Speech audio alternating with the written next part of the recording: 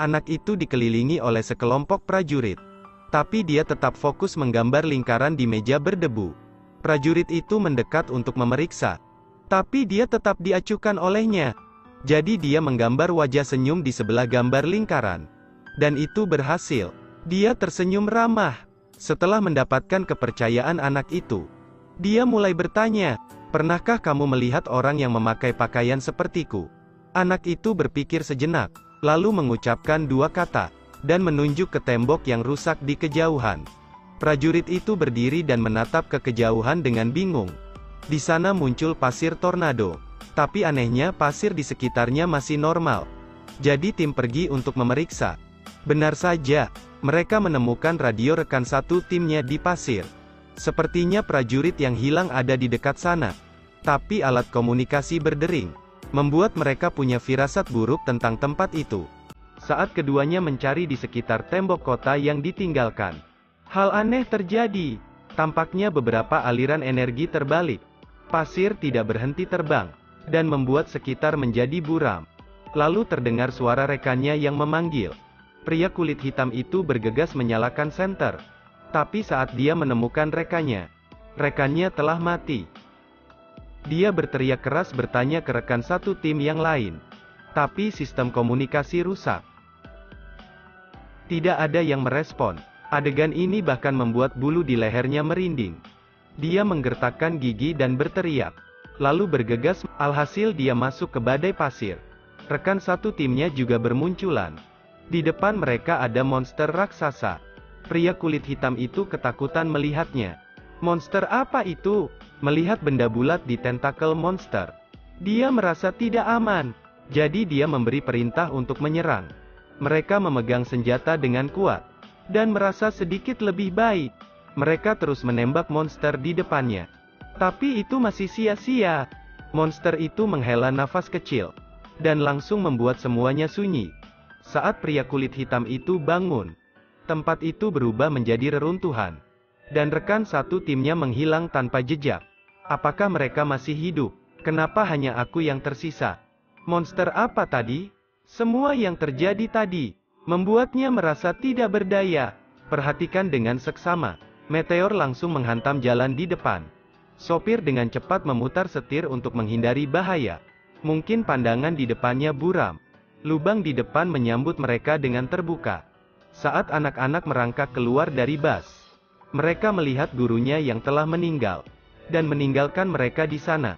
Mereka berteriak meminta bantuan, berharap ada yang mendengarnya. Tapi tempat itu seperti kawah. Suaranya tidak bisa menempuh jarak jauh. Murid itu menyalahkan teman sekelasnya. Epilepsimu membuat sopir takut. Anak itu diasingkan oleh teman sekelasnya. Untuk anak seusianya, ini pasti akan menjadi bagian penting dari pertumbuhannya. Dia telah menentukan pilihannya. Dia mendaki tebing terjal, dan bertindak sendirian. Dia ingin memberitahu bahwa dia bukan pengecut. Dia berhasil. Teman sekelasnya mengikutinya. Di bawah bimbingannya, rombongan berhasil lolos. Saat anak itu menyaksikan tempat kecelakaan tadi, adegan di depan matanya sama persis dengan yang digambarnya. Saat epilepsinya muncul, dia melihat sejumlah keanehan. Apakah semua ini kebetulan? Yang lain tidak tahu itu. Saat semua itu terjadi, stasiun luar angkasa Jepang diserang benda aneh. Semua astronot jatuh ke alam semesta yang dingin. Yang memegang kendali luar angkasa Jepang tiba-tiba kehilangan kontak dengan stasiun luar angkasa. Mereka menjadi khawatir. Staf itu berusaha untuk memperbaiki kamera cadangan. Ternyata di stasiun luar angkasa, semua astronotnya telah jatuh. Situasi itu membuat heboh seluruh Jepang. Sebagai staf dia merasa sangat sedih. Karena salah satu astronot yang jatuh adalah sahabatnya. Dia datang ke ruang mediasa. Perbaiki sistem untuk mengetahui penyebab kecelakaan. Dia menuntut keadilan untuk sahabatnya. Setelah mereka selesai memperbaikinya, mereka bisa melihat seluruh proses kejadian. Tapi saat meninjau prosesnya, di rekaman terdengar suara aneh. Saat ahli menerjemahkan isi rekamannya, frekuensi yang dipancarkan seperti hidup. Ada satu suara di dalamnya. Suara itu membuat pasir di vas menimbulkan riak-riak aneh. Tapi sekarang suara itu mengeluarkan suara gemerisik. Seorang engineer di industri radio tidak memahaminya. Karena suara itu berasal dari luar angkasa.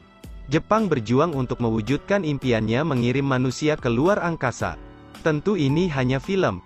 Saat para staf merayakan prestasinya, ada sesuatu yang terjadi. Stasiun luar angkasa dilanda ledakan dengan volume yang tak diketahui. Staf tiba-tiba kehilangan kontak. Diperlukan perbaikan mendesak. Hanya ada beberapa gambar tidak jelas. Dan suara tidak berjalan di ruangan hampa.